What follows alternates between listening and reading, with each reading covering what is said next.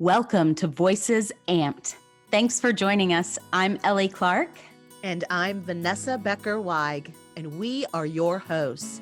Voices Amped is a place for us to share space and lift the voices of artists, activists, community leaders, and organizers, all of whom have inspired us and our work.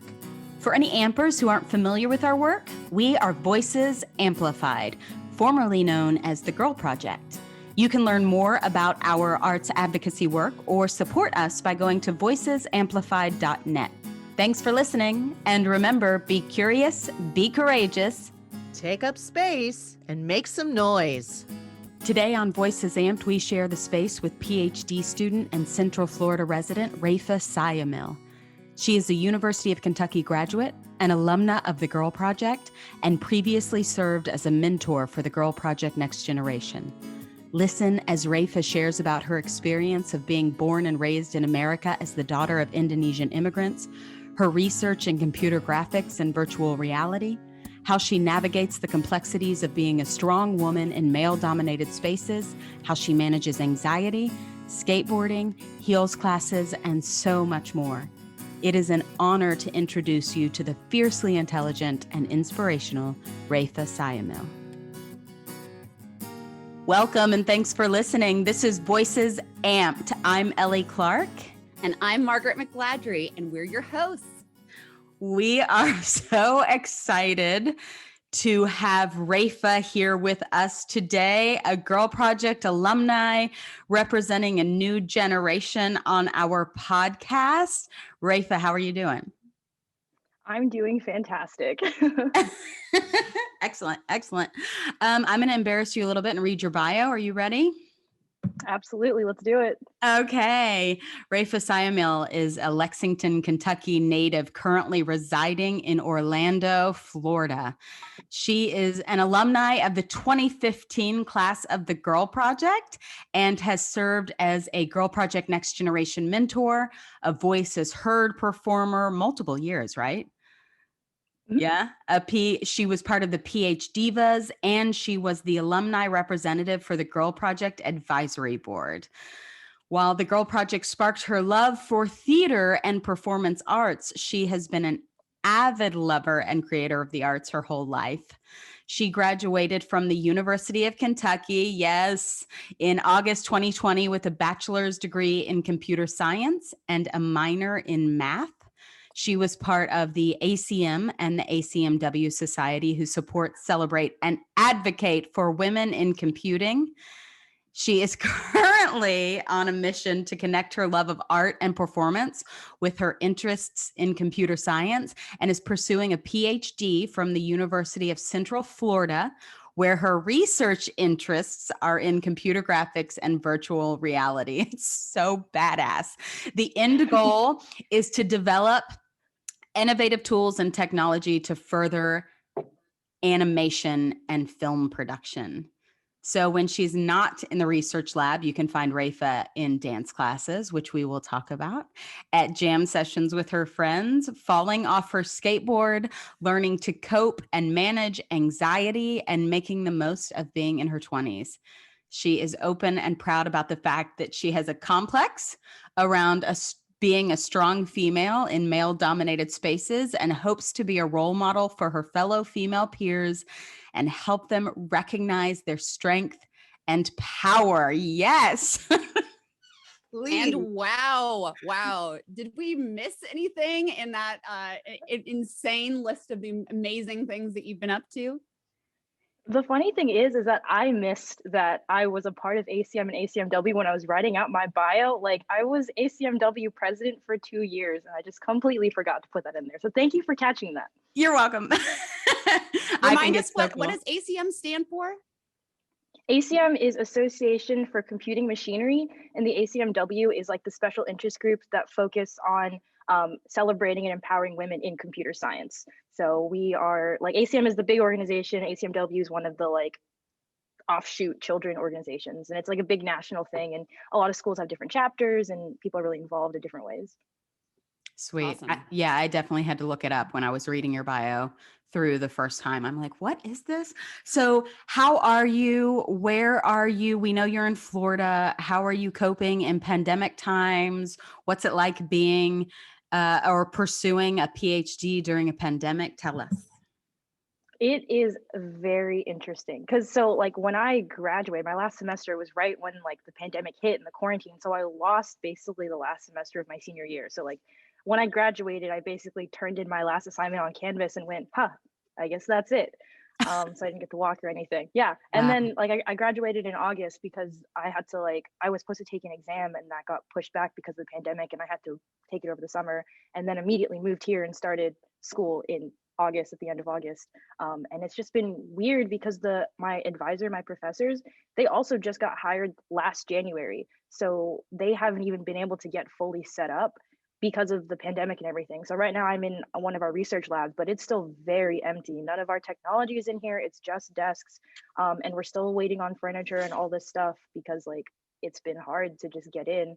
I wasn't in here at all last semester, and now we're just getting into actually being in the labs. And like, I get to finally meet the people that I work with and get to actually start using the technology. Because, like, where my research is in virtual reality, a lot of it is based on being able to use like technology, like all the headsets and stuff. So, if I was just doing research in databases, I could do all my work remote. But like, there's stuff that I'm supposed to be doing research with and user studies with that I haven't even touched before Oh. because it's just not set up.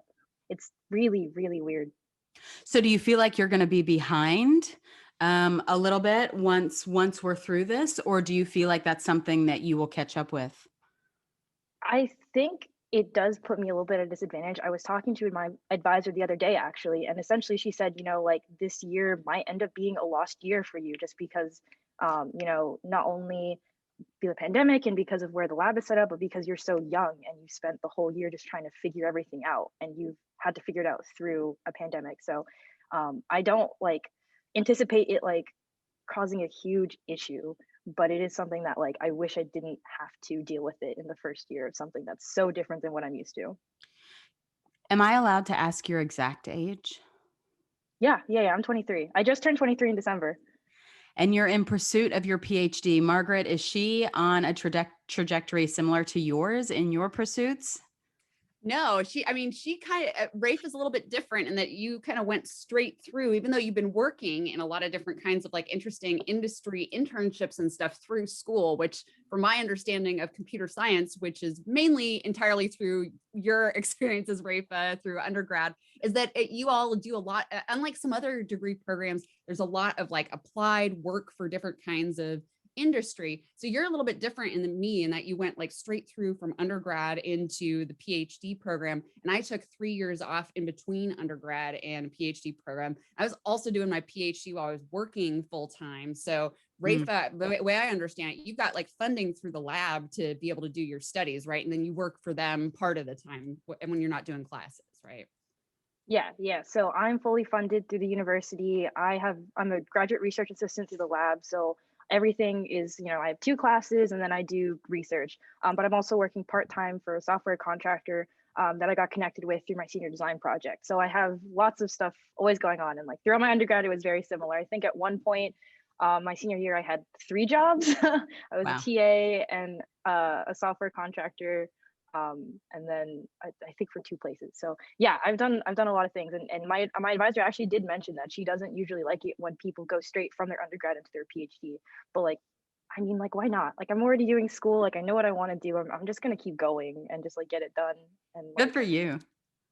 yeah. I remember you and I had different conversations about like kind of pros and cons of that, but you've had such a varied kind of experience with these different kinds of these different kinds of internships. And I just think that's a really cool, that was a cool part of my undergrad, which was in journalism. And we also did a lot of internships, right? So I worked for TV stations, for magazines, for different radio shows, and you get kind of a chance to see what it's like to be a professional in those fields. So I think there's a lot of, it's not quite the same as getting an English undergrad and rolling straight into a lit PhD where you maybe haven't been in the classroom or something like that, or had other kinds of experience with like K through 12 to give you some context and that kind of thing. And what's the name of your lab again, Rafa? The one that you're working at as a research Yeah. assistant?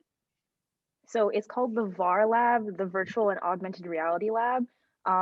It's headed by Dr. Carolina Cruz Niera and Dr. Dirk Reiners. They're incredible. They're married and they're just like incredible people in VR. Dr. Cruz Niera, who's like my like direct advisor, is one of the VR pioneers. So she created something called the CAVE Automatic Virtual Environment. I think is the exact name. I'd have to look it up. But it like she created that for her dissertation in like the 90s, and it is like groundbreaking, important piece of like virtual reality history. So it's like such an honor to have, applied to Central Florida without even realizing that she was going to be here, and then get to be one of her PhD students, and get to like work with them because they're such great people. And the one thing I appreciate the most about Dr. Cruz Niera is that she rejects a lot of the typical standard academia, like, check out papers, journals, conferences, publications, you need your name on a paper. And she's like, what are other ways that we can, disseminate our work and get it to the people that need to see it? And I'm like, yes. Like, I think when I was interviewing with her last year in the summer, she talked about like a dance performance that they like a virtual reality dance performance that they did in New York, and they sold tickets and it was like a whole weekend and all this stuff. And I'm like, this is exactly where I need to be. I love that. So let's just give our audience here a little context. I mean, we've read your bio. You were an alumni of the Girl Project. We met you, I guess we met you in 2015. You came to interview. I remember you were in the lobby at Woodford Theater. You walked through the doors. You were with your dad.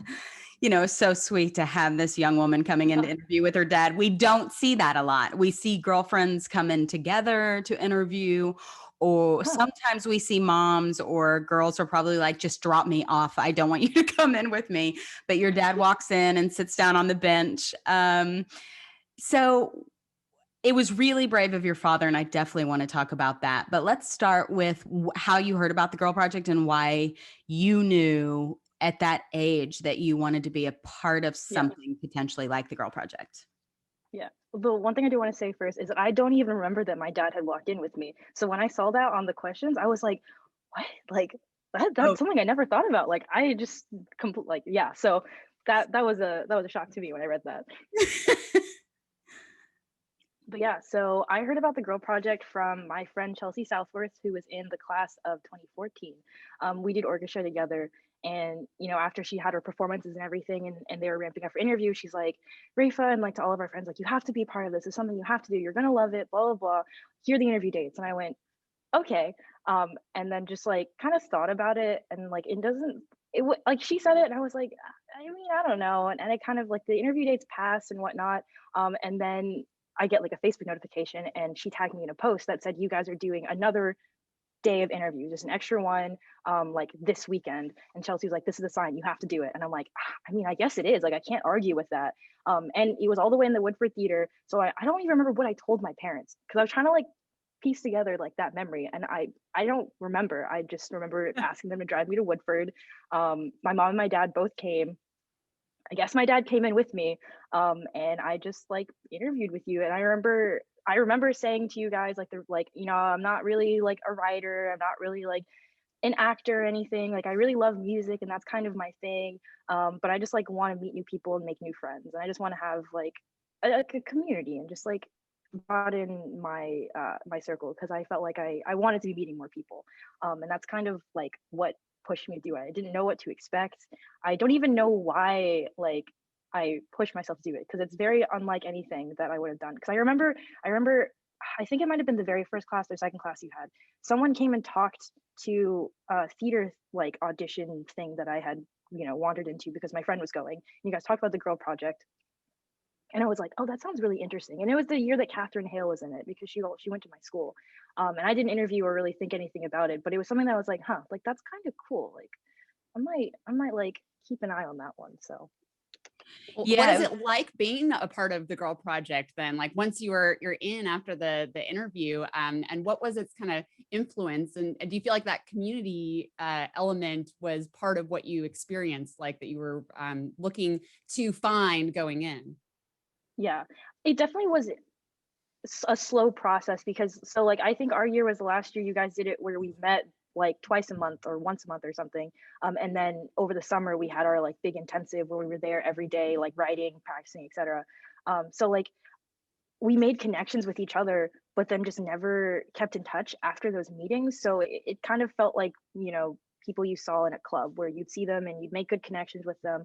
And like it was always really fun to hang out with everyone and like to meet new people. And like every, I felt like session and like guest artists that we had, we all got closer together. But it wasn't until we were, you know, seeing each other every day that I felt like we were like tight.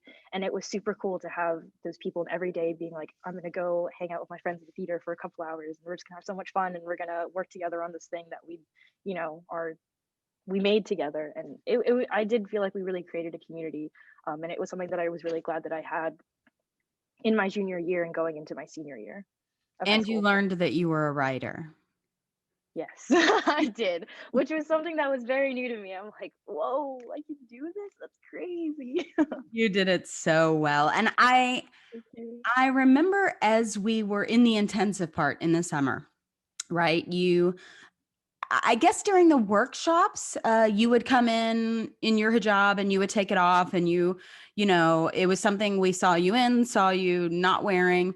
But there was a point in that intensive in the summer where you came to Vanessa and I and you said, I don't want to wear my hijab during the performance. What do you think about that? And Vanessa and I had no idea how to respond to that. We were like, why is she asking our permission? Yeah, she can do whatever she wants. So then it took me immediately to how is this going to, what will this experience be for your parents if they're coming to see this show and they're expecting a daughter that they have an expectation of to wear this hijab?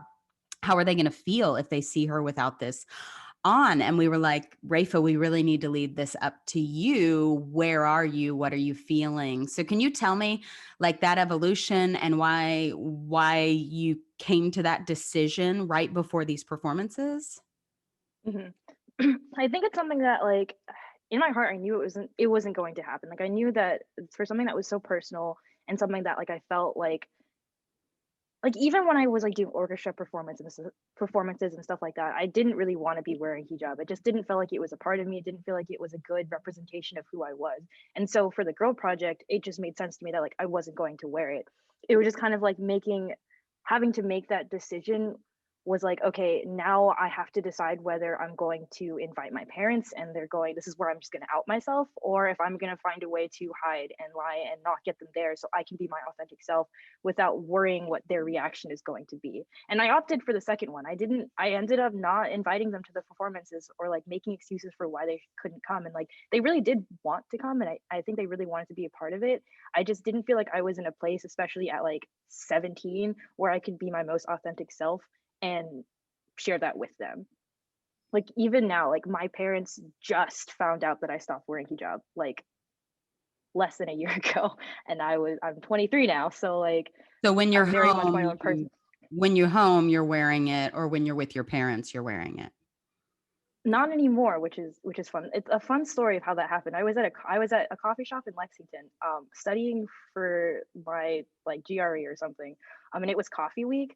And my mom works at a Starbucks, and she had heard about coffee week, and I would never expect her to show up at a coffee shop, but like lo and behold, I like turn around and she's standing right there in line, and I went, shit.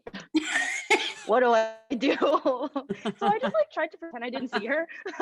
And I sat down and then I was like doing my work and then like I saw her come sit in front of me and I went, hi.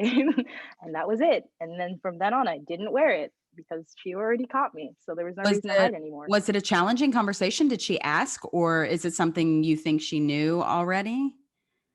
She definitely knew. The thing, my mom has the most incredible mom sense. I swear she's psychic. Like there's no way she's not like some kind of psychic. So she knew, she just didn't have like proof, so she couldn't say anything.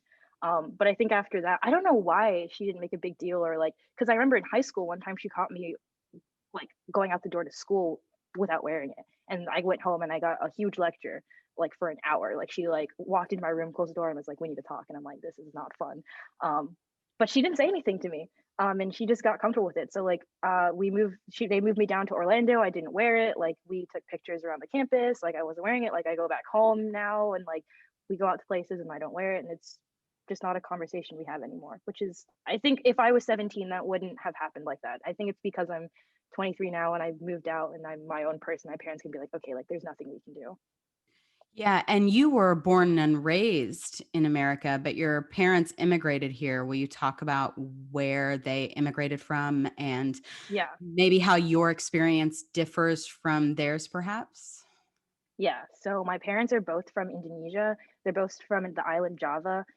My mom is from Surabaya, which is the second largest city, and my dad's from a super, super small village. Like they burn their trash still to this day.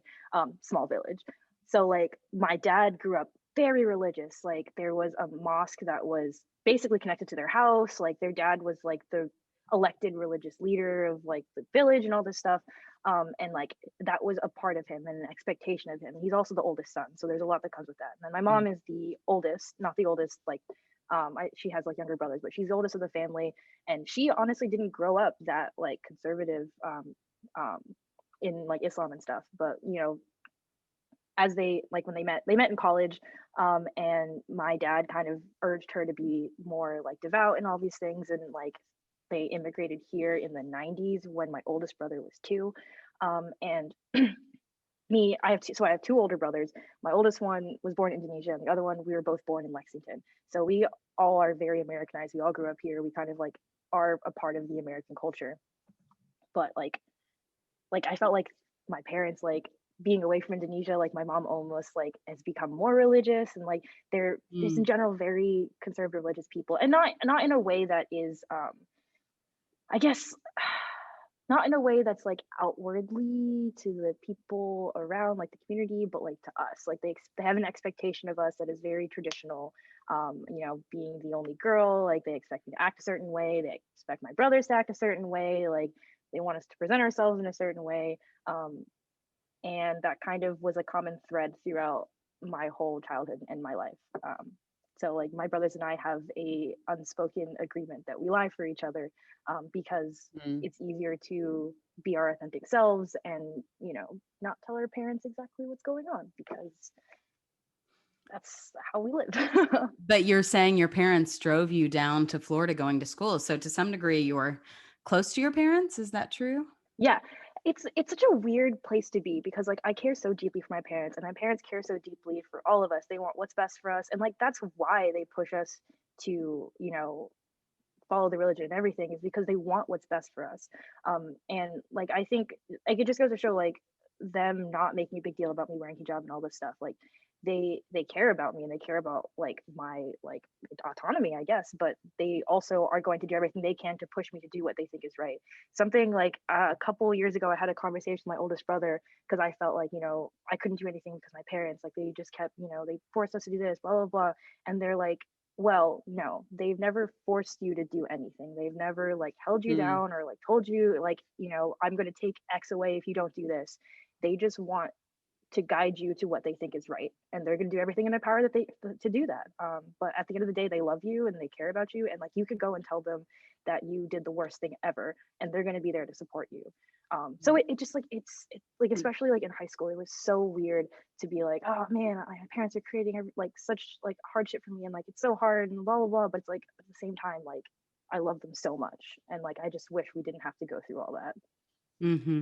I'm wondering what it was like. I remember you going back to Indonesia with your family as a young adult, you know, and kind of getting a chance Mhm. to kind of see their world and where they're from. And I like how did that trip relate to kind of your understanding of, you know, your and your brother's kind of you know, agreement and these kind of intergenerational things that seem really, from what I understand, like a lot of pretty common to like first and second gen immigrant kind of experiences. Mhm. It's really interesting, because I think especially when you like get older, you start to learn like why your parents are the way that they are. So like going back, it's just so weird. They just like open up to you and you're like, "Oh my God, you're a person." What? So like we went back, and like my mom would talk to me about how like she wanted like rejected kind of the expectations that the Indonesian community was putting on her. Like people, like other women, like in Indonesia, like it's a thing with Asian culture, especially, like you have to fit a specific mold. Like you have to wear makeup, you have to wear lipstick, you have to, like, you know, act a certain way and all this stuff. My mom is just like, that's not me. Like I don't like wearing makeup, I don't like doing this, but like when I'm here I feel like I have to. And I'm like, whoa. Like even my mom is like, I'm like she has told me before she would never move back to Indonesia because she hates having to fit into that mold and fit into that culture that is definitely not her.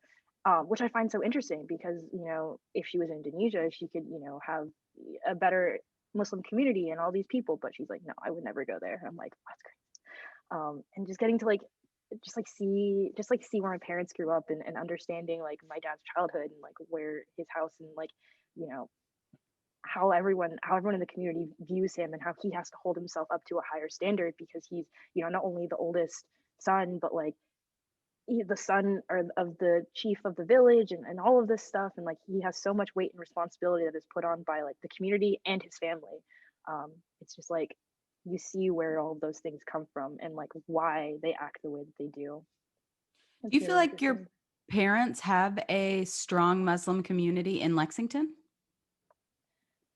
Yes and no. The Indonesian community in Lexington, a lot of them are Muslim and a lot of them know each other, but with immigration and because a lot of people come there for UK, a lot of people will leave, and like they have their friends and stuff, but the community when I was younger was way stronger. You know, we'd see each other every Friday for gatherings, and like they'd have all their friends and everything. And like I honestly want for my mom's sake and for my parents' sake to move to a city where there's a stronger community, because I feel like they'd be a lot happier getting to interact with people. Like my mom cares a lot about like memorizing the Quran and like teaching and all these things, and I'm like, Mom, I want you to move down to Orlando because they have a huge mosque and you could like teach there and you can meet more people and like study with them and all these things. And I feel like I want them to have friends in a community essentially that they can like relate to, because I feel like they need that.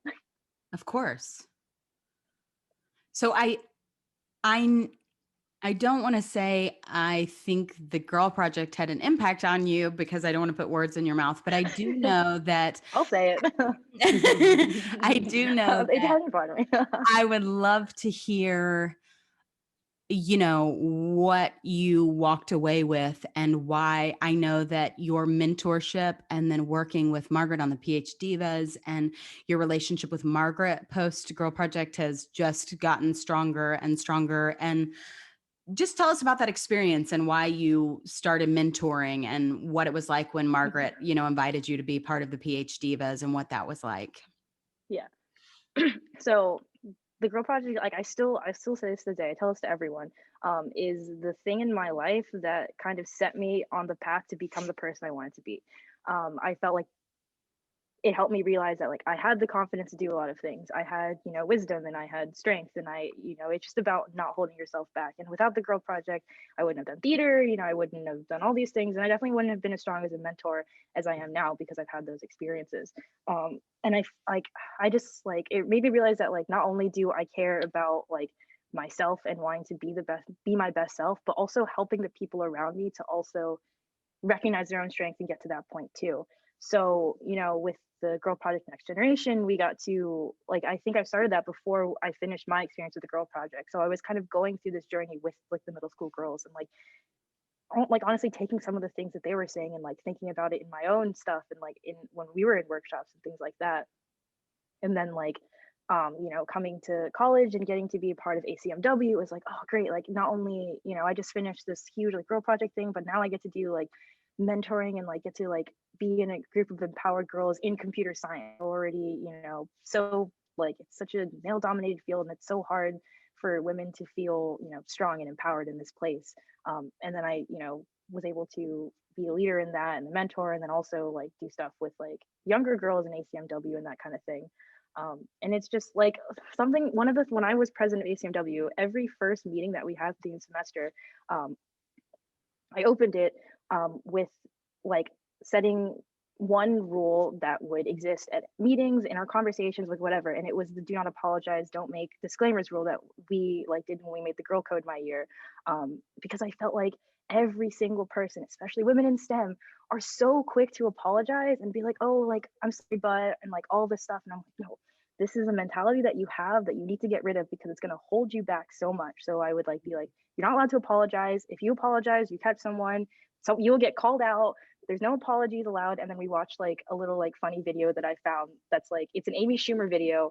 It's in terrible quality, but it's like a conference of women who are at the top of their field, like a panel.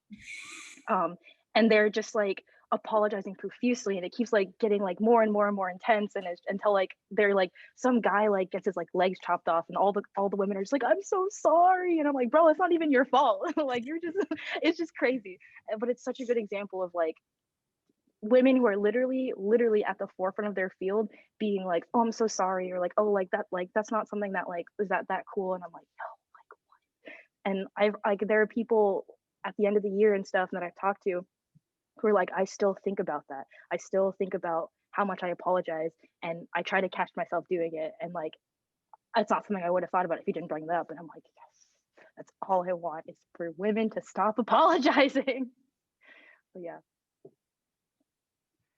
That's awesome. And, I really think that so many aspects of being a mentor means that you have to practice what you preach. And that's part of why I love being in those kinds of relationships, because it holds me to a higher standard in terms of if this is really what I believe, is that women in these spaces can't apologize for taking up space, then I got to do it too, and I think that's exactly. a really powerful element of mentorship, is kind of a fake it till you make it, or giving you that kind of, I can't maybe do it for myself, but I can do it for my mentees and the people I want to be kind of growing with, and I think there's definitely an element of that in the way that, we approached the PhDivas from like a team perspective, where we're trying to build from each other's strengths and knowledge and insights, and from a participatory research design, right? So instead of it being about me deciding what we were studying and how, it was about creating a team of Girl Project alumni from multiple years who all had their own strengths and intelligences and ways of seeing that they brought to bear. So I'm curious how like that experience with the PhDivas, how you see it maybe like relating to mentorship as you've been developing as a mentor, and also how it relates to your own experiences with research over the last few years. Yeah, so the PhD was a really cool experience, because like it felt like such an honor to be getting to do that kind of like evaluatory like research, and then also with the context of like it was literally for your dissertation. It's like, whoa, like I can't believe that someone at this like caliber trusts us, girls who are starting college and just in high school who like participated in this for a year to do research and collect this data and like come up with the research questions and like collect the data and then analyze the data at the end of it too. It was such a unique opportunity that we were given, and it also kind of felt cool because we were evaluating that year of the Girl Project, so we kind of like, I felt like the people who like did get to go to like the workshops and like actually like collect the data almost got to go through that journey with them and got to see how they grew and collect all that data.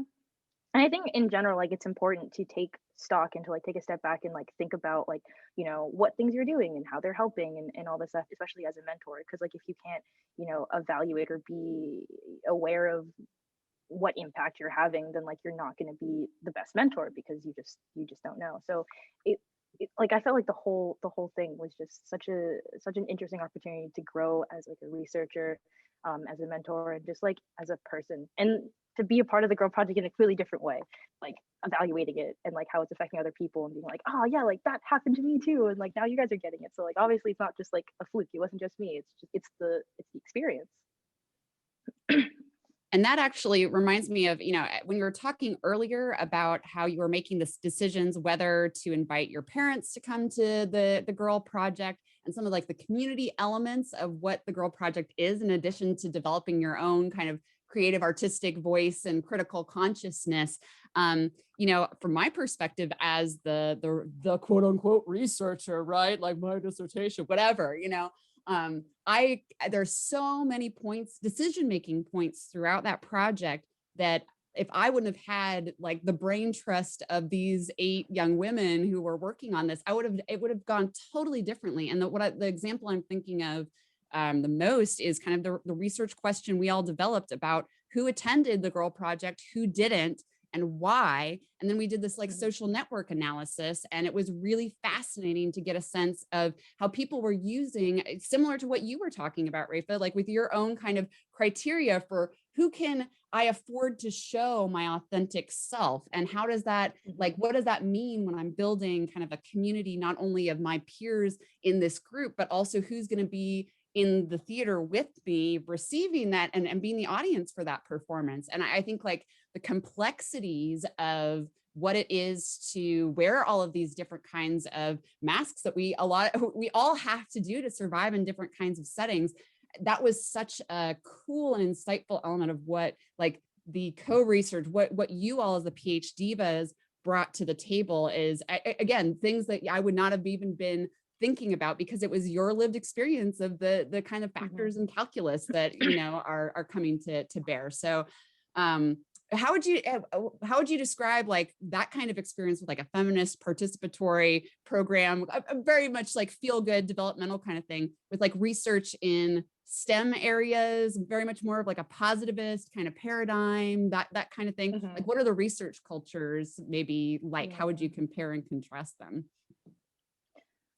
See, I feel like the biggest thing is that when you hear like feminist, like whatever, you're going to turn somebody off, because they're going to be like, oh, you guys are just going to be like screaming like whatever, like you guys are just be a bunch of like SJWs, like I don't really care about what you have to say. But then when you do like STEM research and you're like, well, these are my numbers and I have this data and like this evaluation I did across like a 3 cross-blind, you know, test of, it's like, oh, like I can trust you because now you have numbers. It's like, well, it's like, have you ever had the experience of like talking to someone who's like consider themselves like, oh, like I'm a very logical person, I don't let my emotions like weigh into my decisions, versus someone who's like, oh, like, you know, I'm a very emotional thinker, et cetera, et cetera. It's like, well, like you need both things. You need the logic, you need the statistics, you need the data, you need the concrete evidence, but you also like have to take the emotional side of it into play too. So I feel like a lot of people, you know, will just be like, oh, like research, data, like this is how it should be, when, you know, there's so much that you can learn from like things like the Girl Project. And like every year I felt like a lot of the girls went through the same thing, in which we saw in like the study, and like we were able to kind of like collect the data for, but we wouldn't have come to those questions if we weren't thinking about it from like a lived experience, a like emotional, like this is what's happening and kind of thing. And we only were looking at like numbers of like people who participated and the demographics and the audience numbers and all these things. It would have been a very different, you know, study and that kind of thing. I feel like more people in like STEM research need to like stop being so stuffy about like numbers and everything, and like see, you know, all of these things for all of the different sides, if that makes sense. Especially when you're talking about like the kind of usability research that you do, where it's all about experience, you know. And could you tell us a little bit about that as a kind of research for those of us who are not like computer science geniuses like yourself? Yeah, and I have to say, one of our guest artists from the Girl Project, Henry Layton, who came in to fight with the girls one summer, he's teaching in California, and he just, with his university, ordered the virtual reality stuff, sent it to his actors. They were trying to create a play with virtual reality. And it's so exciting to hear that you're marrying this research and virtual reality with this artistic passion that you have. So yeah, I'm excited to hear about it. And I just wanted to put it out there that Henry's been working on it as well. Yeah, so if you want to give my information to him, I would be more than happy to collaborate. Being at a university, I have some credentials. I can send him my CV, but no, but seriously, I would love, yeah, networking, always networking.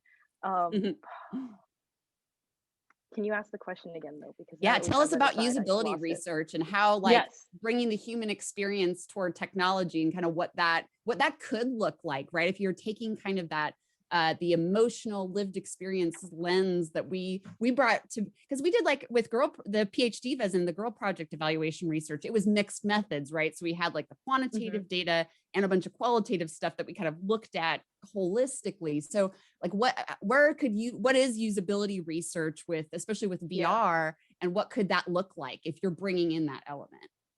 Yeah. So the fun thing about being in like virtual reality and like in computer science research, where it's more about the application as opposed to like theories and stuff like that, is that a lot of the research I do is based on user studies. So building an application with research questions in mind, you know, creating a design, like designing a study that'll evaluate specific things, and then inviting a bunch of people to just play around in VR and then answer survey questions.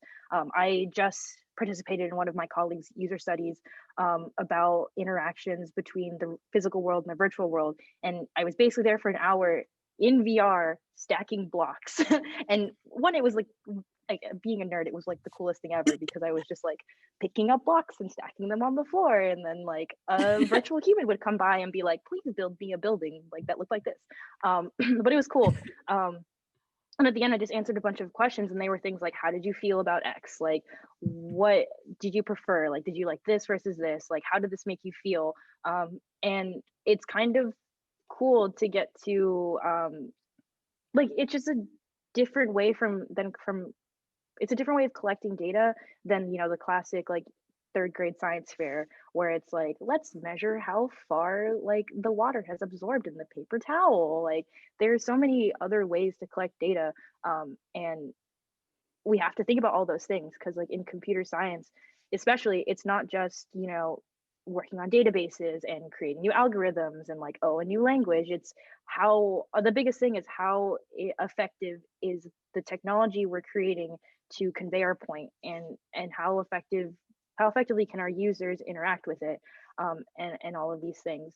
So we get to think about a lot of that. And I honestly feel like in the future, computer science as a field and research will require, you know, us to have a better grasp on psychology and perception and sociology and all of these things, because we can't really understand how effective the things we're building are unless we understand how people work. So something cool about what I'm doing in VR right now, which is like locomotion in virtual reality, specifically thinking about like something called redirected walking, which is basically how can we make the most seamless virtual walking experience in a space that doesn't match up. So if I was in a room like this, how could I walk through a building that was like half a mile long? And a lot of the research right now is super cool. It takes advantage of like little like basically bugs in our anatomy. So like when you're looking around, there's a split second where your eye doesn't collect information, and so your brain just fills in that missing space with whatever it saw last. And so taking advantage of that, we can change the user's like virtual world without them noticing, if we can just link up where their eye movement is and like things like that. Like, who would have thought about that if you didn't also look into human perception and anatomy and those kinds of things? Like, research is so interdisciplinary. It's not, you know, we sit and we're in this corner and we're doing our biology research, and you guys are over there doing like your electrical engineering research. It's how can we work together as researchers? How can we collect different kinds of data? Like, how can we analyze what we're doing? And like, it's just so cool. I'm so turned on by this. So like end game, right? I mean, this is what we do in the theater too, right? We're like, how do we target this audience to have this experience that we're trying to cultivate for them? And you're doing that in the research world. So end game, you're studying this right now. If you could create your future in 15 years, what exactly would you be doing with virtual reality?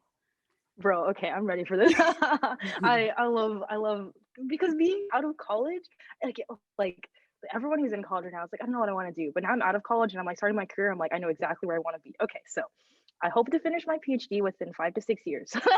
That puts me at like 2026, hopefully graduating. I want to work in industry for a bit. You know, working for like Pixar Animation, working for Weta Digital, who did like based in New Zealand. I did a lot of they did a lot of the special effects for like the Marvel movies, working for Industrial Light and Magic, whoever will, like all of them, hopefully at some point take me. And then, you know, working in industry, getting the industry knowledge, like getting to do research in industry, all those things. And then eventually I want to go to a film school and create a program that's computer science for film, to help the people who are in film school, who are, you know, wanting to be producers or whatever, and giving them the tools that they need in order to create their own innovative tools. Because I don't feel like this is something you need to get a PhD in order to, you know, make VR stuff and do all those kinds of things. But I feel like having someone who has a wide depth of computer science knowledge, who has the industry experience of being in film and being a mentor and being a director of a program, who's like, okay, like what computer science, what technology things do these film students need to know? I would love to create that. NYU, hit me up. I would love to work for you. Well, I think it's so interesting how your plan for like the other side of a PhD basically involves you like a huge scale mentoring, right? Like that's really where, and that's really cool to think about, that's already kind of folded into your hopes and dreams, is this kind of, it's building not only for yourself, but kind of the connection between arts and sciences and applied technology for the next generation too. Exactly. Yeah. Cause like that's one of the big reasons why I decided to go into academia as opposed to industry, was because I felt like I had a better opportunity to get to mentor and to get to be a leader. You know, if I wanted to go into industry, even doing things like being a part of ACMW would have been incredibly more difficult. Cause like here I'm still at university, so there is still an ACMW. So like they have a mentorship program and I got to mentor like a freshman and like help them through their things.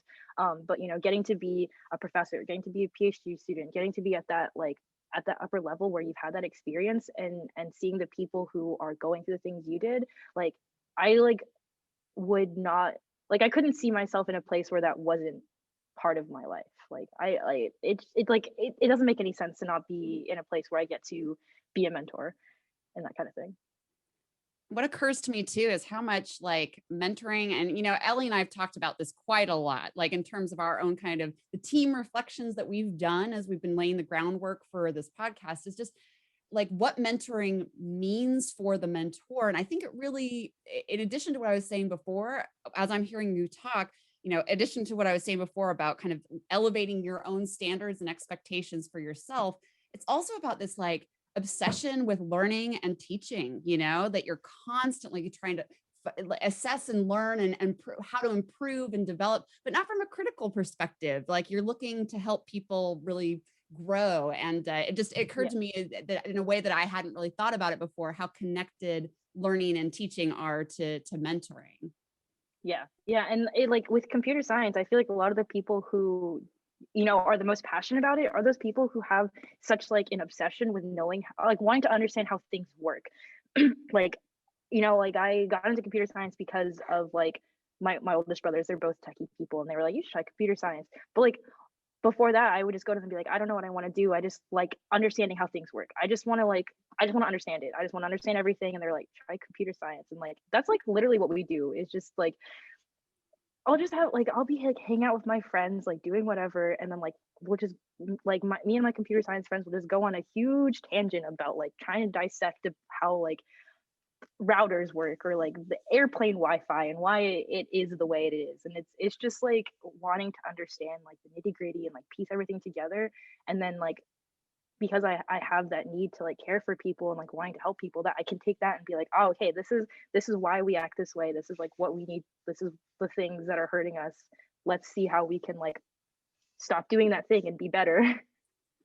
Yeah, I feel like it's such a until you've mentored or been in a space or fostered an environment for mentoring, it may be hard to understand that pretty much what the mentor received, like Margaret is saying, is twofold, right? You're fostering an environment for yourself to learn as well. And I think with the Girl Project and Voices Amplified and why we keep going after this thing is because we saw your generation. I would not have known this if we had ever started the Girl Project. I might guess, but I just having direct contact with your generation and young people like you, I know that you're going to change the world.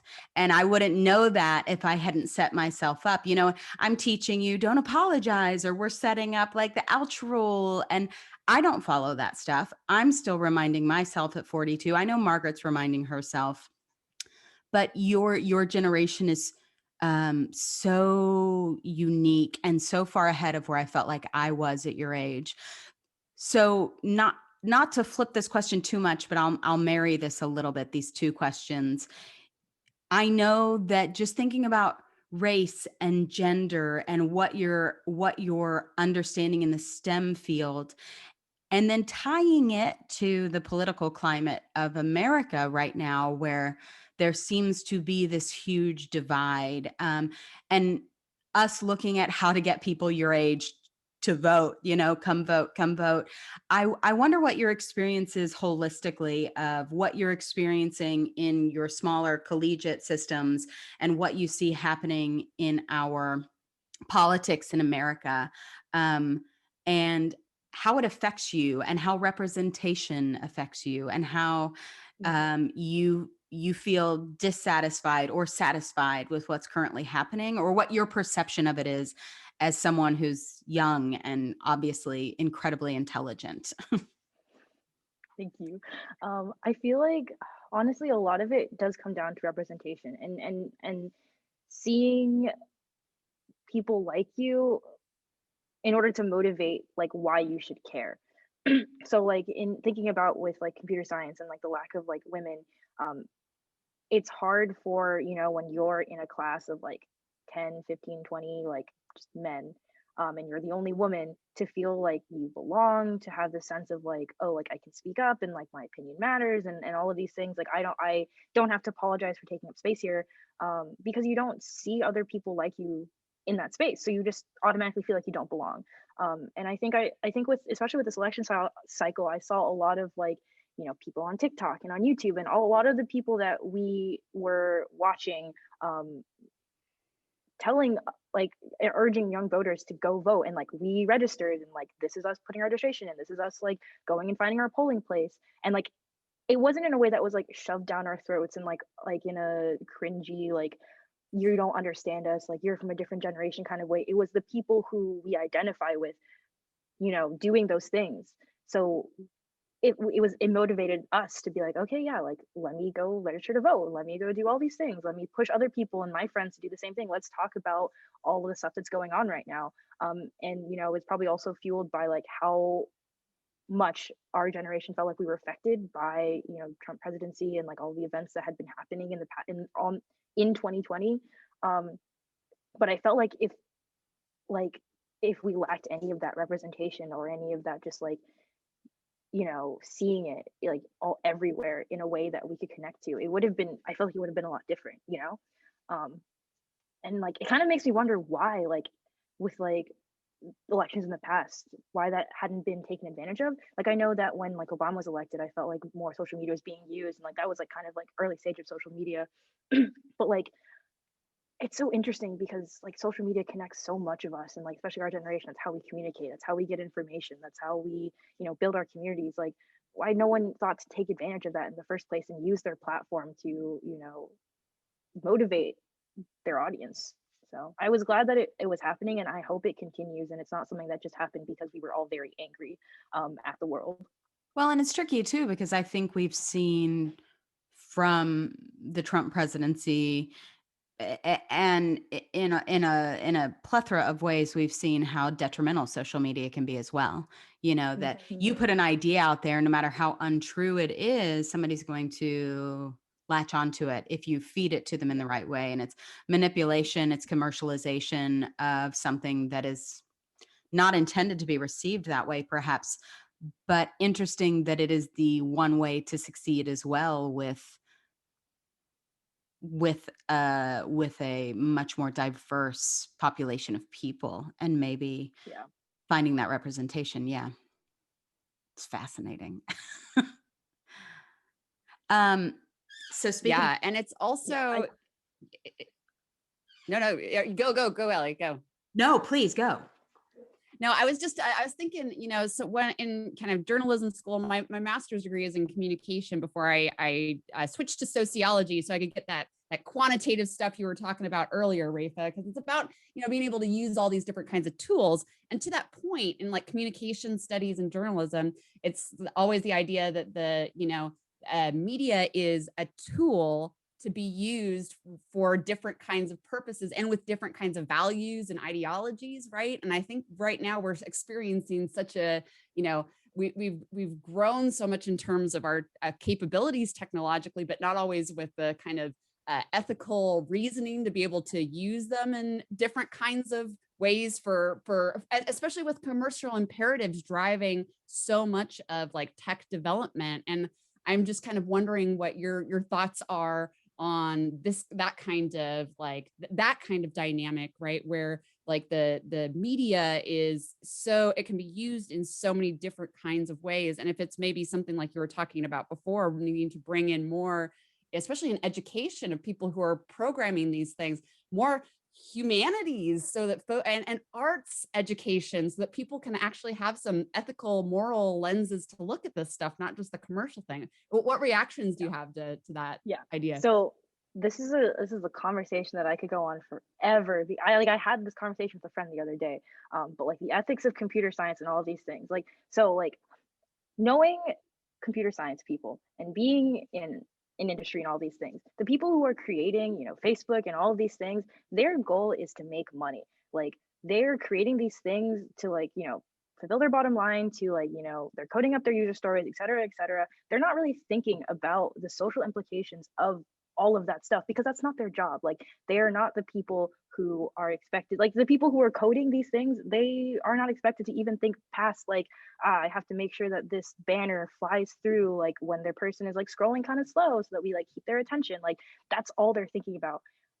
So it's like where we are now with where we're realizing how social media and all these other like tech applications and whatnot has kind of hijacked our society. Like it's kind of like, yeah, like it was gonna happen, like, but like it's not, we can't blame all the people who are creating it because it's not like we were never expecting them to think about it. And so I think with computer science and ethics, it's going to become something like what I was saying earlier with people who are doing research in computer science are also going to have to be well versed in perception and psychology. Like the people who are going to go into app development and computer science in the future are going to have to take these ethics classes. Yes. So they can understand like what they're doing and have like a better like view of it, because technology is so ingrained in our society that it's inescapable at this point. Like you can't not build something and like a small like little change to a button and not create a ripple throughout all of like human behavior in our society. And that's absolutely like, that's too much power for code monkeys and these people at like Google to have. Like it's just crazy. So and like, have you watched The Social Dilemma, Raiffa? Like listening to creators of Facebook say, oh, I don't let my kids on Facebook. Like I would never let my children have an account, even though they've created it and made millions off of it, right? The quote that like hit the absolute hardest from that documentary, that I was watching with my friend, we literally paused it and I went, oh my freaking God. It was something like the only two industries that call their like audience users are drugs and computer science. Yeah. And I went, I just finished writing a paper where I said the word user like 1,000 times. And I'm like, that's crazy. Like to think about like what are we doing? And that's super fascinating. And it also relates to kind of this idea of you were talking about before. And this is something, I want to make a shout out to folks who are interested in this kind of topic, to the work of Sherry Turkle. Are you familiar with Sherry Turkle, Raiffa? And I'm not. So she talks a lot about how it's not just using technology, but technology using you, and the changes in consciousness and social psychology that come with that kind of thing. And, it's just, it's such I'm wondering if from your perspective, in addition to some of like sociology, psychology, some of these other kinds of fields, like creativity and writing and some of your experiences in kind of the arts also help with bringing the kind of perspective that's necessary to use these things without being used and still be human, Yeah. Like, I feel like we all need to understand that like we're as humans, we are very easily programmed. Our behavior is very like really easily manipulated. And if we're not careful, we can fall into those traps. So like being on TikTok and like the TikTok algorithm is honestly like a feat of technology. And I want to meet the people and like I want to understand how that works, because it's just crazy, because it shows you exactly what you want to hear and what you want to see. And it'll like so many of my friends are like, oh, I'm on like the like neurodivergent side of TikTok and all this stuff. And like TikTok just like diagnosed me with like BPD and all of these things. And like I get a lot of like tarot reading TikToks that are like, you need to hear this. And like after like the 10th one, I'm like, no. I'm just like creating this for myself. Like it's not TikTok telling me what I need to hear. It's me telling myself what I want to hear. But I can only get to that realization because I took a step back and I was like, like I'm feeling a very specific kind of way. So all the content that I'm curating for myself is going to validate that opinion. And that's where you get into the issue of like echo chambers and all these things. And like TikTok is not letting you challenge your beliefs because it's just constantly like validating the beliefs that you have until you're like, yes, like I have ADHD and I'm, an anxious attachment style and all these things, because that's all I identify with, all of these things that TikTok are telling me. And it's dangerous. But also like helpful, because sometimes you need that validation from an external source to like recognize that it's more of a problem than you think it is. And it's just you can't just rely on technology because technology is like manipulating our behavior and latching on to the things that like we give it. So like teaching that awareness in schools and in general and is going to be important, if not even just for technology, for people to be able to be aware of the things that they're doing, the things they're saying, and like the things they're thinking.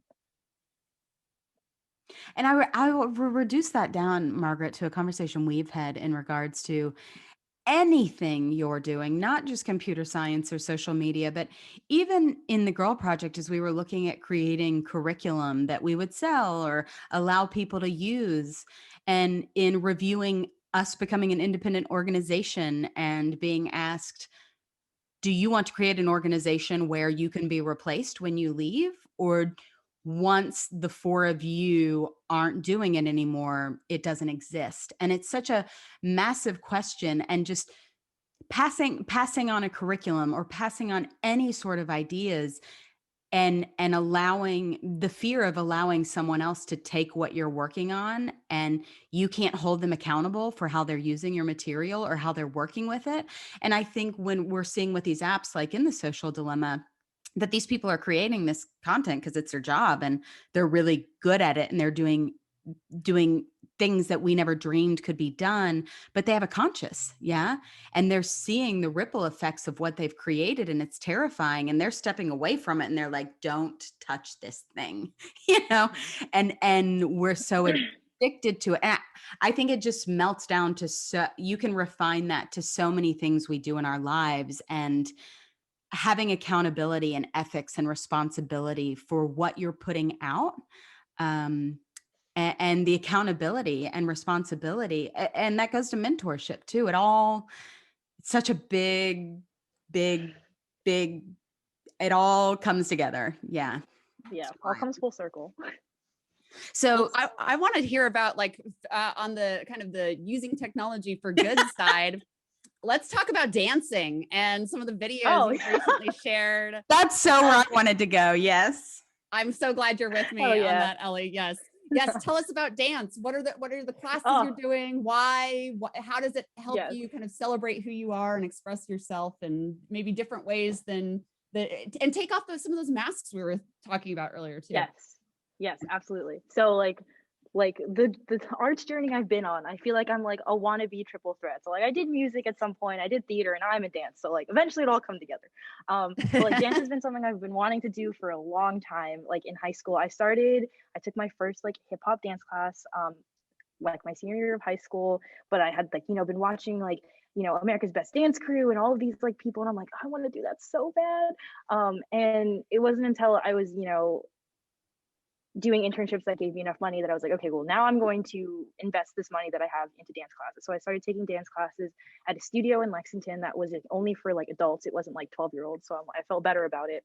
I started doing, hip hop classes, like, yeah, because like all the studios in like smaller towns, it's just like, okay, you're either like 12 or you're like, you've been dancing for 10 years and you can be on a dance team. There's no like Oh my God, adult I beginner feel that classes. so much, Raiffa. Like being an adult dancer, it's hard. It's hard. Yeah. So And it's not like you were So, like, taking jazz and ballet. You were like, I mean, the videos I saw, you're in high heel boots. I was like, holy shit, yeah. that's Raiffa. That is sexy. Yeah. So I started doing heels at that class. There's an incredible person I met. Her name is Bryn. She was teaching heels at the studio, and like this is the first time that I have really like delved into dancing and done anything on heels. And like I tell everyone who's like I feel like would even be remotely interested in like dance is like go take a heels class because it'll make you feel like the baddest bitch ever. Like the energy in a heels class is like the most like yes queen, you fucking get it, like dance your heart out. And it's like the most like it's a place where you can just like feel comfortable enough to like let go. And like that's the whole point of heels, because like yeah, like you're sexy dancing and it's like, oh, like I can go to the club now and just like drop it low and like get some like numbers from these like cute boys or whatever. But it's like I feel fucking sexy, I feel incredible, and everyone around here is like doing their own thing and feeling themselves, so like I'm just gonna like do my thing. And I felt like especially with dance, like and like with all of like the arts things that I've done, the beginning part of it is very much like I feel uncomfortable, I want to be doing this thing, but I'm so anxious and like everyone's watching me and I don't know how to let go. And starting with heels was like, oh well, I have to let go, like I'm just going to be comfortable and I feel comfortable in the space that I'm in. And so like heels has become one of my absolute favorite dance classes, and honestly in my opinion it is easier to dance in heels than it is to dance in anything else. So It is. if you Yeah. feel like you can't dance, put on a pair of heels, and then just dance in your living room.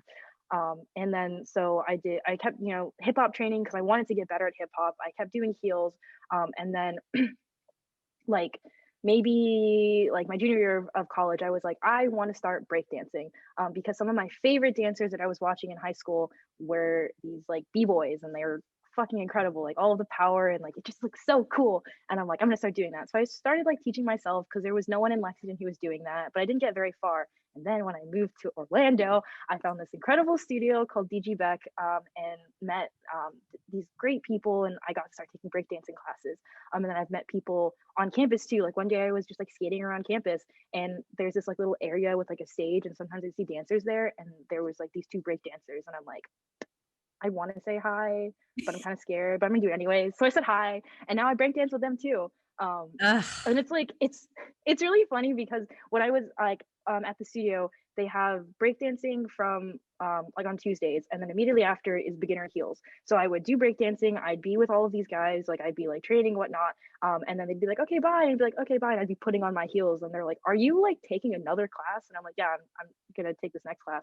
And not only was it another class, it was heels. So I went from like breakdancing and doing all these crazy things to like feeling myself, being all sexy, and it's like it's like it makes you feel so badass because it's like, yeah, not only do I have the power to like do all this crazy shit, but I also have the confidence and the femininity to go and do this stuff too. Now wait, so when you're breakdancing, you're saying you're dancing with the guys, and then you put on these heels. I mean, surely to God, there's some men in this heels class, and are you the only female in the breakdance class?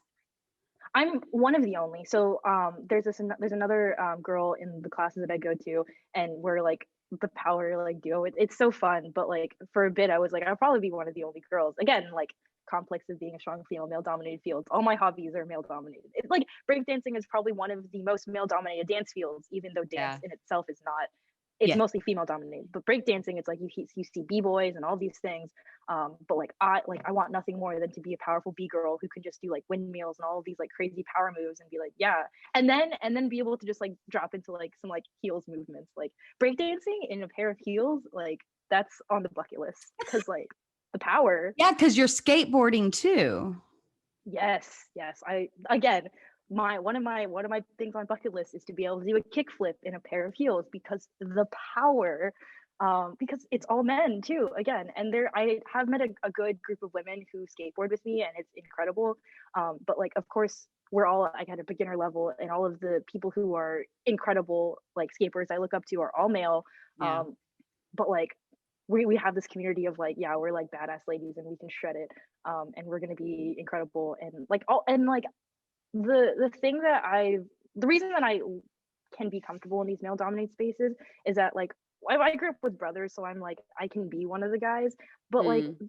you have, when you meet the right people in any space, you can just meet really great people. And I've met a lot of great people in computer science. I've met a lot of like great men in like in skateboarding and dance and all these people. They're very supportive, and like it's just about, you know, seeing those people who are assholes and like ignoring them, and then really doubling down on the relationships with those people who are there to support you, and there to like hype you up. Because like I'll like skate, like UCF has skate as a skateboarding club, which is incredible, and they do skate meets on Tuesdays.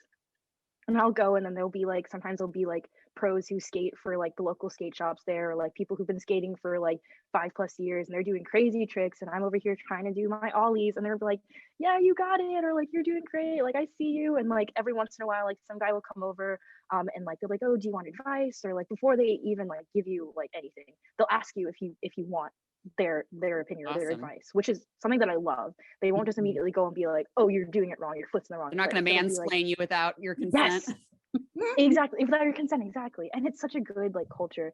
And like those people who are like pros though, like if they give me advice, I'll like, they don't even have to ask. I'll be like, yes, I want you to tell me what I'm doing wrong, because you are so much ahead of me, and like your advice is going to be like gold. And like they're just so nice about it too, and they're so supportive. So yeah, it's been cool to like opening your eyes and like being open to people who are going to be nice, even in male dominated fields, has been a cool experience. So, I mean, for Margaret and I'll put words in your mouth, Margaret, and for all of our listeners, you sound fiercely confident, fearless. You know what you want. You know where you're headed. And yet, you say that you're on a difficult journey with anxiety and confronting some bad habits. Love to turn the tables here. Just bad habits or unresolved issues that, this is specifically something you said I would love to talk about. I would obviously Yeah. never put you on the spot talking about something like this, but can you talk about your experience and why it's something, well, obviously because you understand the importance of mentorship, but talk about your experience and what you're confronting and where that anxiety is, what it's stemming from, if you know. Yeah, yeah. It is kind of weird to have been talking about all this like stuff that I'm proud of, and I speak so strongly about having the confidence and stuff, because a lot of the times it is something that I struggle a lot with, having the confidence to, do the things that I want and to feel comfortable in those spaces. Something that I learned from skateboarding that I try to carry through a lot of the things is the idea of just like, you just have to commit to it. You just have to, push your foot. You just have to like drop in. You just have to commit. And if you don't commit, you're going to fall on your face and you're going to eat shit.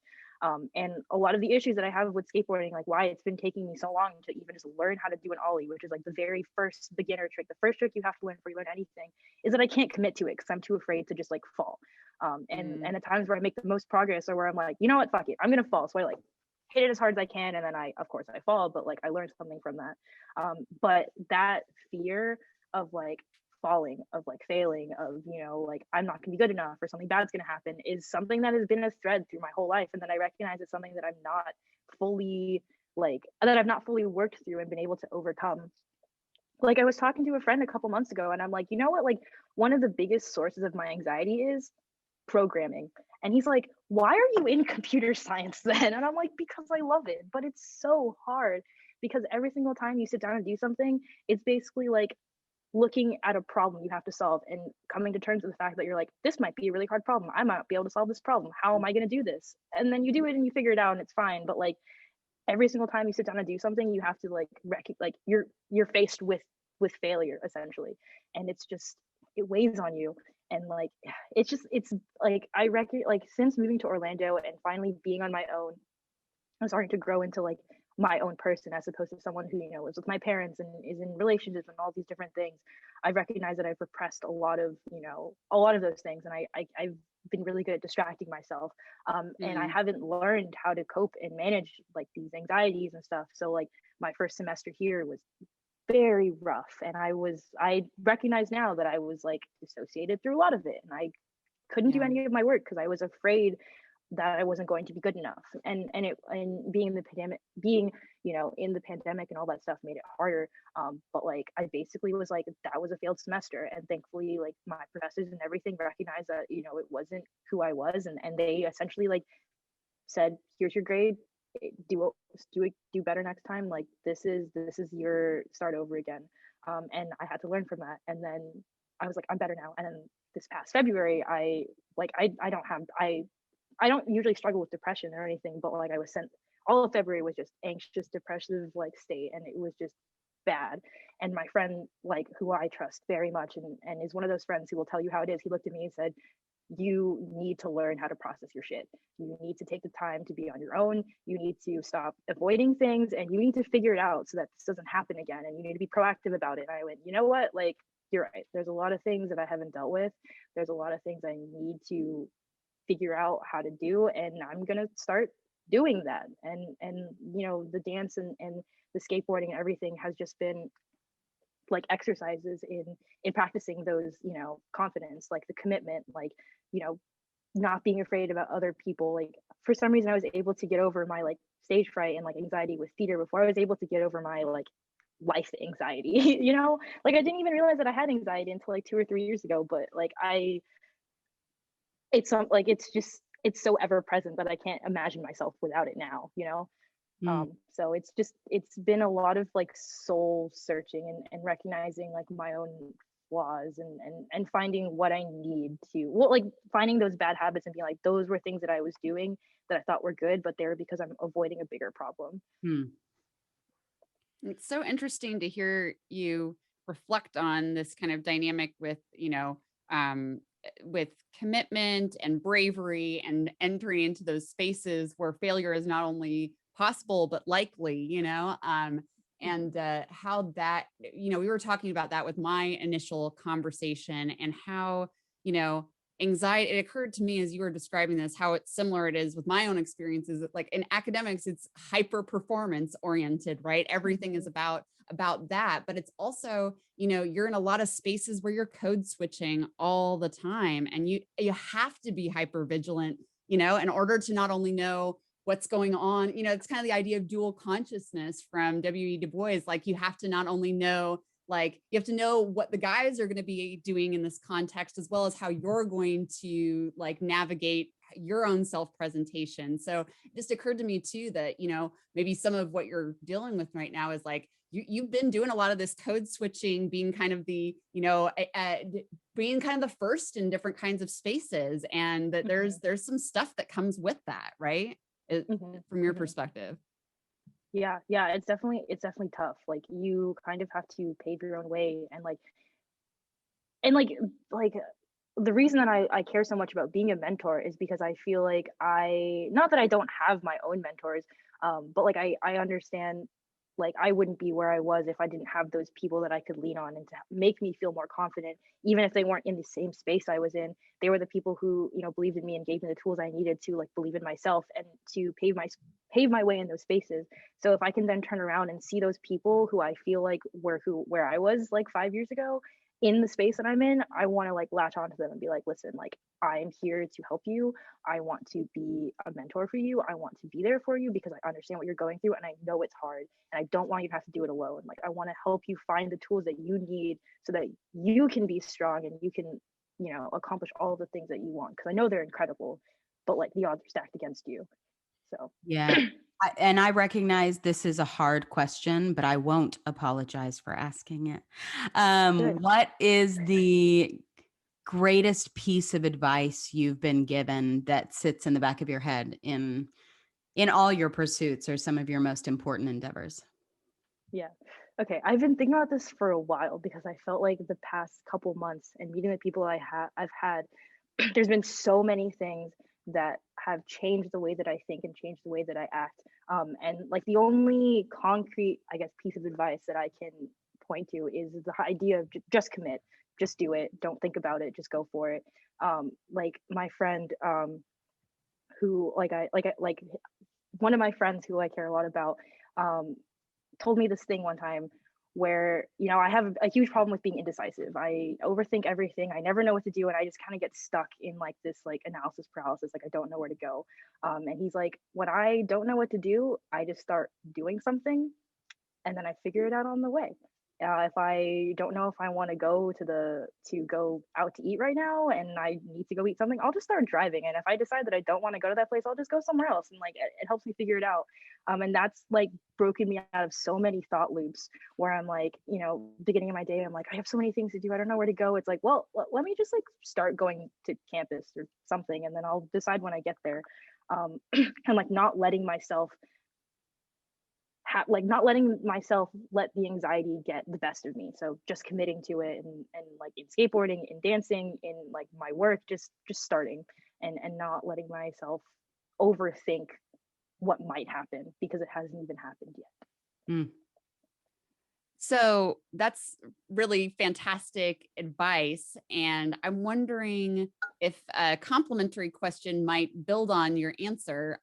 What are you reading right now or working on right now to better yourself in some of these kinds of areas that you've identified?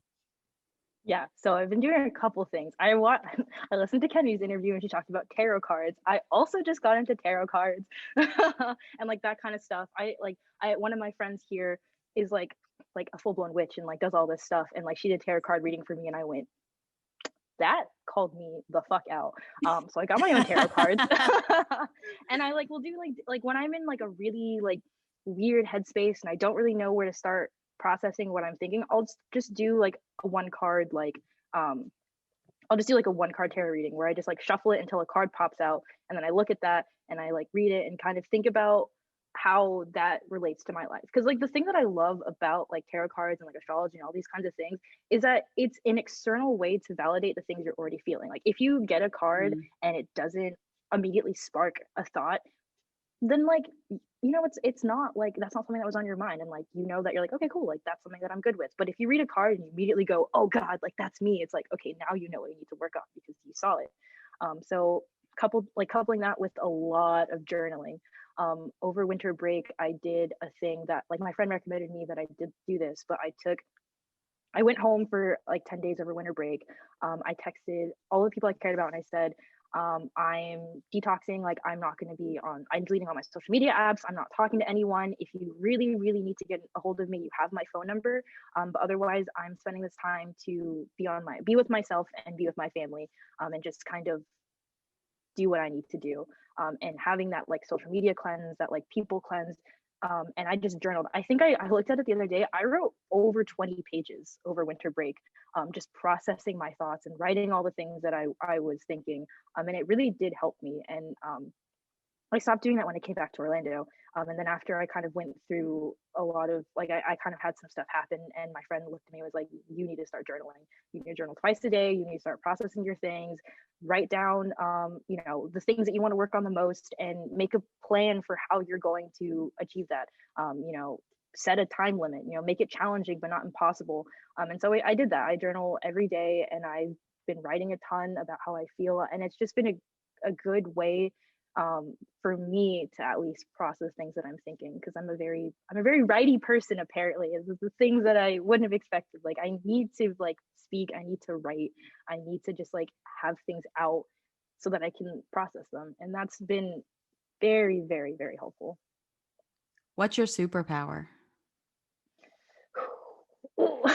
Or your unique offering, even if you don't think of it as a superpower, just something you think that you offer that is uniquely Raiffa.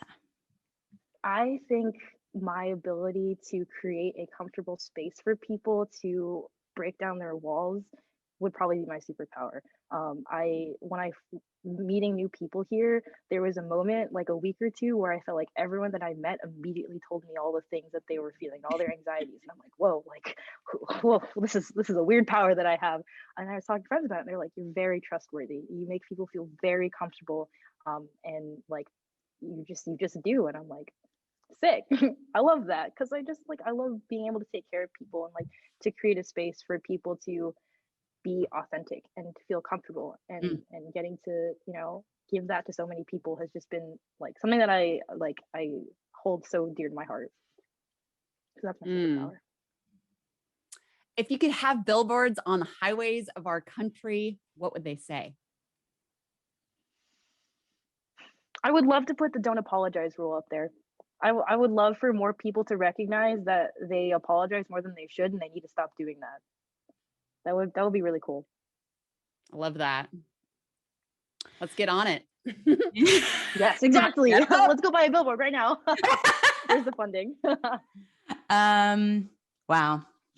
So I want to move us into the campfire section or segment of our podcast, which is a moment of inspiration for our listeners and us. For our listeners who haven't been with us before, the campfire represents storytelling in an intimate setting that is unique to the people who are present and listening to this podcast. In our activism work, we refer to this as the closed container or circling, which Raiffa is very familiar with. So, Raiffa, what are you going to share with us today? So I kind of went back and forth on what I wanted to share. And I, showed a couple of friends the different pieces that I was thinking of. And I decided on this one because I feel like it is my strongest piece of writing that I've ever done. And I'm very, very proud of it. And I felt like it was important for me to have the confidence and to get to share that, and for it to be in a place where more people can see it, because I only ever perform it when I'm doing stuff for Voices Heard. So the piece is called Concealed. Context, a little bit of context. One of someone who's really close to me in my life, was very like pro-gun, and was I had a lot of conversations about that with him, and it kind of came at a time where a lot of the world was very anti-gun because of all of these things that were happening with school shootings, and getting both sides of these stories, it kind of gave me a different perspective, and an interesting perspective that I feel like a lot of people didn't talk about. And so I wanted this piece to kind of spark a conversation, to get more people to think about more sides of the story, and to take a step back and see why someone else's opinion would be valid. So this piece is called Concealed. Okay. My car is parked in a grassy field. After a fair, it's late, it's dark, and I'm alone. At least I thought. I know how to punch, so don't you even think about coming an inch closer.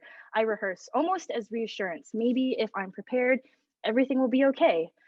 I hope it's just a squirrel. I keep walking, but in my head, I see a figure approaching. I turn. My hands timidly make the shape of a fist, each breath followed by a step back. Maybe if I keep increasing the distance, the conditional distance for me to have to do something won't be met. It's not like I could take you, even if I needed to. My mind moves my hand lower to a pocket where a knife is secured, or, could be secured. And with one click, one flick, extend. But I mean, I don't even know how to use this thing right. And what good would a fist or a knife do now? It's dark, it's late, there's no one here but me and my fate. I'm a dead girl walking, and I really should be running. Think about all the women attacked while on a jog in the park. Think about the bystanders caught in the line of fire, harmed by an act of violence that wasn't even meant for them. The facts, scare tactics, a mantra in my head as I traverse the world. There is no such thing as a safe place. And this isn't a conversation about if I'm asking for it or if it's my fault. But as a strong, independent woman, I have the obligation to know how to protect myself, to be able to do what is needed in the moment that I am the only one who can protect me. And it's not about being a feminist in a society where we don't need men to save us, or about being the hero of a story, be it yours or another's. It's about the reality that we are living in a world where really terrible, scary, shitty things happen like every day. And of course, I know to keep my doors locked, to walk in groups, to keep my phone fully charged in the event of an emergency. But what if even anticipating danger, preventing those situations that will arise in violence, being proactive and vigilant? What if that's not enough? Am I prepared to fight for my life?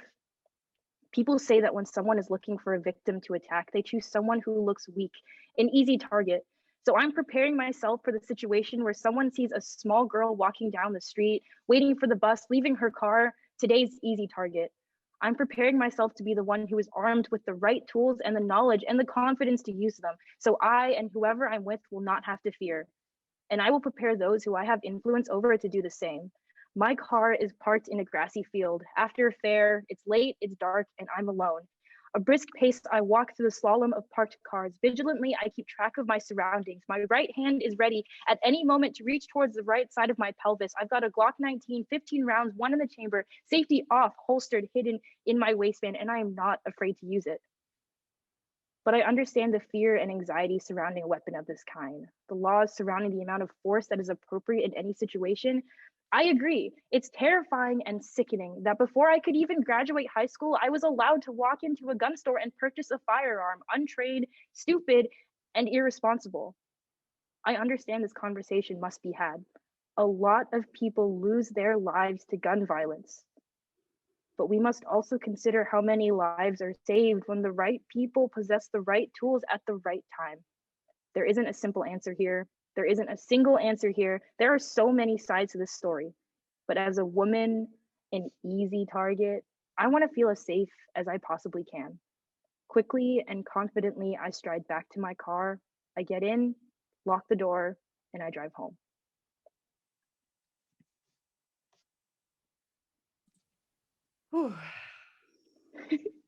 Yeah. It's a beautiful piece. Yes, it is. Yeah, I'm really, really proud of myself for being able to write this. And I think the reason I haven't written anything since is because I just can't top this. Like, I don't know. It felt like whenever I perform it, it feels very powerful, and I feel like I always get the reaction that I want from the audience. Hmm. Yeah, I've had a lot of. I always have anxiety about, I guess, being a woman and knowing that Yeah, makes yeah. incredibly vulnerable.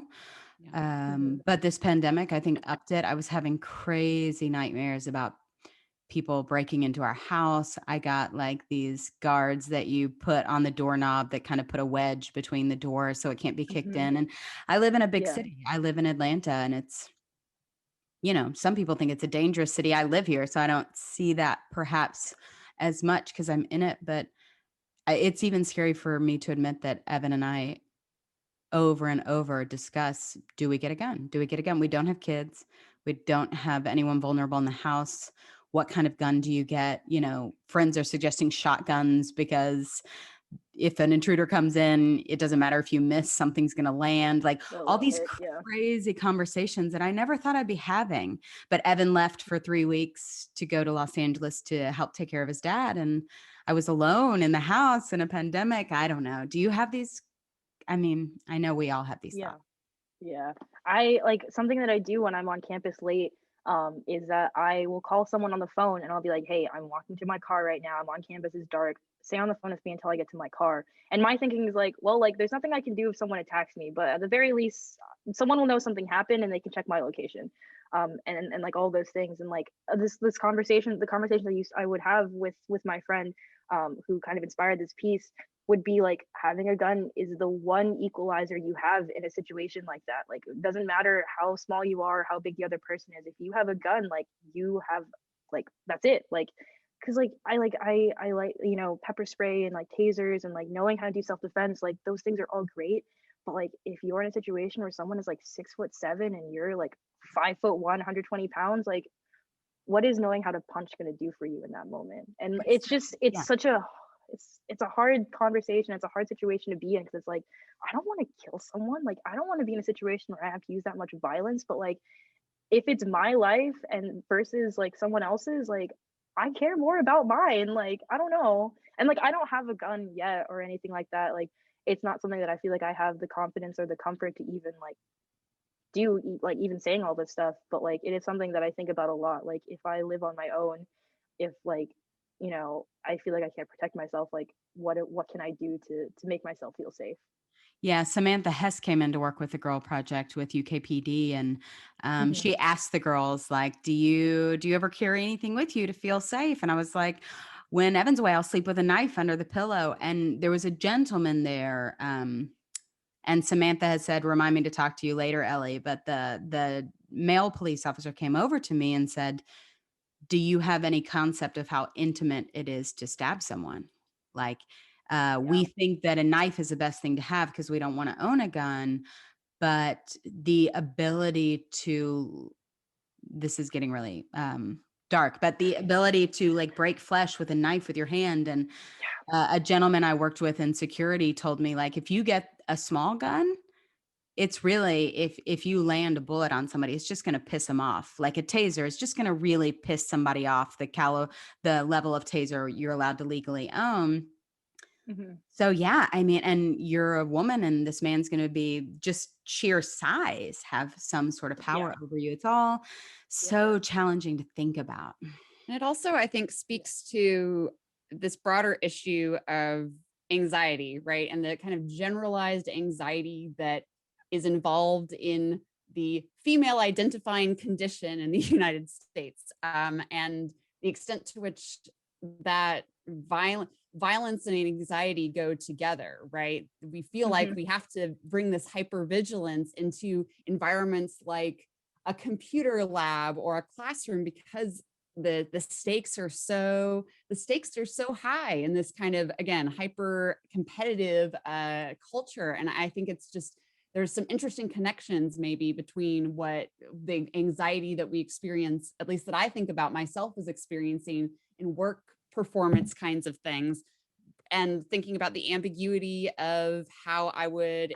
react to a threat on my person and whether I would care about myself enough to be able to pull that, right? Like it's these kinds of dynamics of worth for women that I think, really brings to the fore. Are we worth fighting for ourselves? And could I hurt someone? Am I worth hurting someone for? All of these kinds of things, I think, are deep seated in a lot of the anxiety that women experience, and my own anxiety, right? Yeah. Like when you think about men and women and like how they would protect themselves, like, women, a lot of women, have pepper spray and like all these things, like the different things that they hold, like they hold their keys in their hands. But like if a man was going to protect themselves, their house, their property, their family, they're like, oh, just get a gun. Like, why is that not our first thought too? Is like, well, if I'm going to protect myself, the thing that should be the most important to me, like, why would I not use something that is guaranteed is going to guarantee my safety? Right.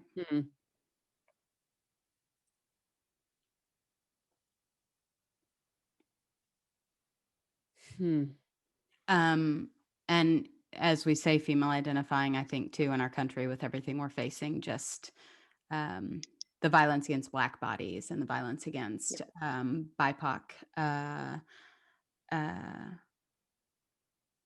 It's different for everyone, obviously, the experience. And I think just the sheer factor of size a lot for women is unique, but it's overwhelming, all of it. Yeah. But it is a way into empathy too, to a certain extent, with understanding what, what it is to be a body of color, a person of color in our country. It's not the same, but it is this sense of hypervigilance, dual consciousness, all of that kind of stuff that because your life is on the line, that's why we have to say Black Lives Matter, right? That's the stakes. Yeah. And like, it really frustrates me when people don't when they discredit the whole phrase Black Lives Matter, because it's like, well, have you ever had the experience where your life was literally on the line, or you were seeing things in the media and all of these events that are legitimately happening that make you fear for your life? And if you don't, then you're just not empathizing with these people and their experiences, and it's just, it feels ignorant at that point.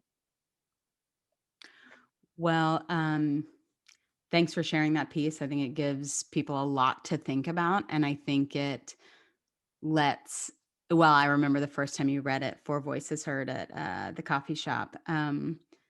Just seeing how far you've come and how writing evokes thought and how specific a feeling you can generate in someone with your writing. Anybody who's writing or learning to write, how powerful it can be and how thought-provoking it can be. I think it's so exciting to generate those kind of feelings in conversation. So thanks for sharing. I love it. Yes. So we finish out our podcast typically with our rapid response questions. Speaking of guns in a totally asinine way now. So I'm gonna start grilling you here if you're ready, Raiffa. Okay. All right. I'm ready. Okay. What is your worst nightmare? Oh my God. Something really, really bad happening to my family. What's your favorite curse word? Fuck. Yeah. Everybody's. It's just so good. It's so good. So versatile.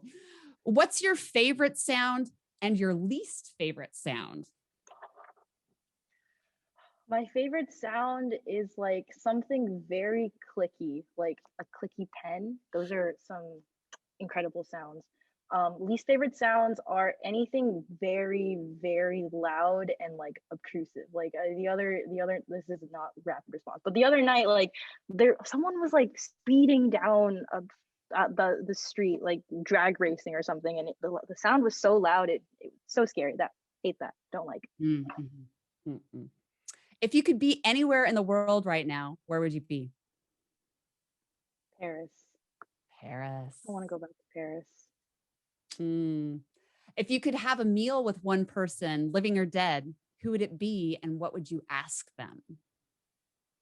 You know what? I'd wanna have dinner with the person I was named after, because I felt like I never had the opportunity to like meet him, and that would just be such a cool thing. So that. And what would you ask? Anything? I just want to just like I just want to have dinner with him. Like I just want to I want to know in specific. I just want to know who he is, so that I could be like, yeah, like I was named after this guy, and like I had dinner with him, and like we're like best buds now. What is your attitude to the world in one word? Forgiveness. Patience. Love that.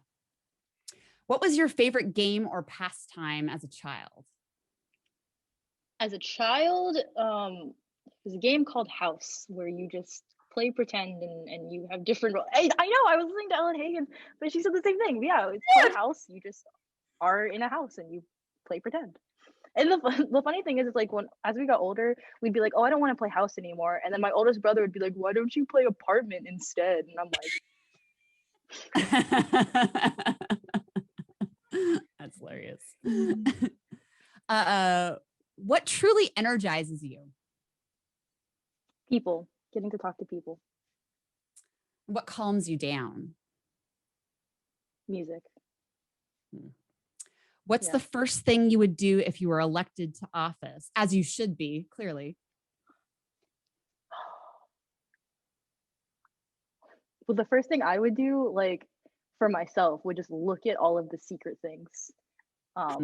Look at all of the secret things, the things that I get to know now because I'm the president and they're my things to know. Nice. Yes. Satisfy all that curiosity, right?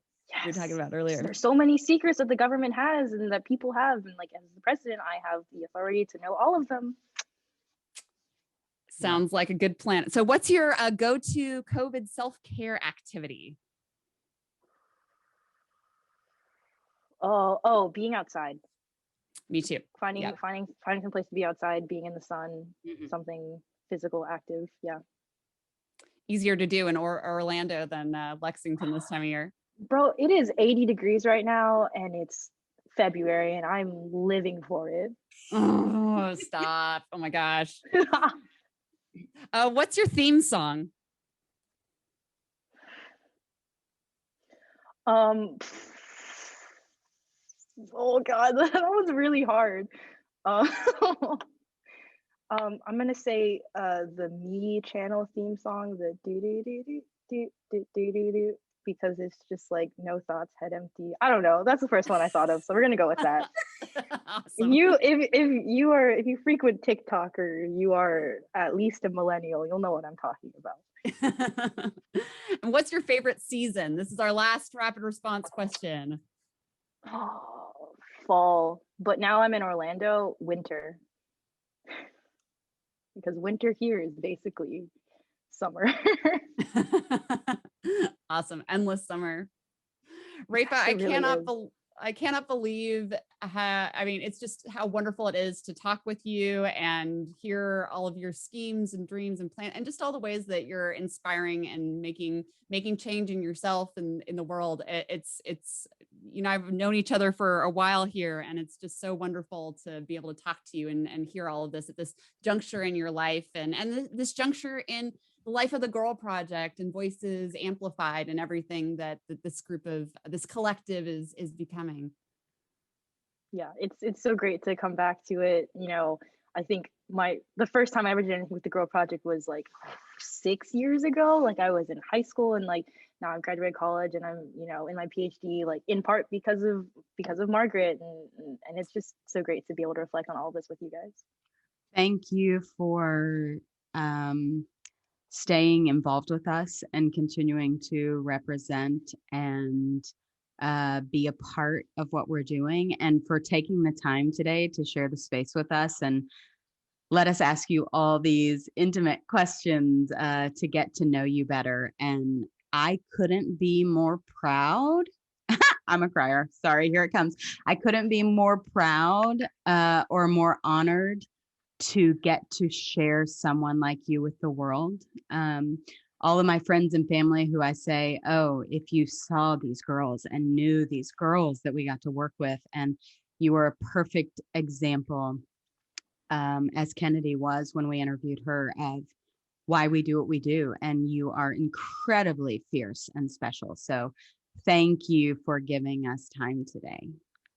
Thank you guys so much for thinking of me. It's such, honestly, when I saw that email, it was such an honor that you guys would even thought of me. So thank you. Hey Ampers, it's Vanessa Becker-Weig, Voices Amped co-founder and co-host. How incredible to hear from our amazingly intelligent and talented alumna. If you want to be informed on some of the resources Raiffa shared, check out some of the following. Now, Raiffa's mission is to help women unlearn the habit of apologizing for themselves in male-dominated spaces. She references the quote-unquote sorry skit from season 3, episode 4 of the TV show Inside Amy Schumer. Raiffa also mentions W.E.B. Du Bois and his work on dual consciousness. Check out the Stanford Encyclopedia of Philosophy's entry on double consciousness. Raiffa references the University of Kentucky Self-Defense and Risk Reduction Program, also the documentary The Social Dilemma. Okay, Ampers, amplify voices, get informed, take action, signal boost, and share. And that's a wrap. Thank you, listeners, and our guest for sharing the space with us. If you don't want to miss our next episode and you'd like to follow our work, you can find us on Instagram, Facebook, or Twitter at Voices Amped. Voices Amped is part of our arts activism initiative, Voices Amplified. Our team is me, Jenny Benavides, Vanessa Becker-Weig, Ellie Clark, Dr. Margaret McGladry, and our intern and editor, Kennedy Johnson. If you have any questions that you'd like to hear from future guests, or if you ever have questions for us, hit us up on social media or email us on our website, voicesamplified.net. We'd love to hear from you. And remember, you can watch all of our interviews on YouTube if you search and subscribe to Voices Amplified. We'd like to thank Lauren Rourke for our podcast art, Tiffany DuPont Novak for our logo design, and Vanessa Davis for her beautiful underscore, I'm Doing Okay. You can follow her music at Songwriter Vanessa. We'll see you next time, everyone. Voices Amped is generously sponsored by the Kentucky Foundation for Women. For more information about our guests, podcast content, or if you want to learn more about Voices Amplified, follow our advocacy work or support our 2021 Independence Campaign. You can visit our website voicesamplified.net or visit us on Facebook or Instagram. And remember, be curious, be courageous, take up space, and make some noise.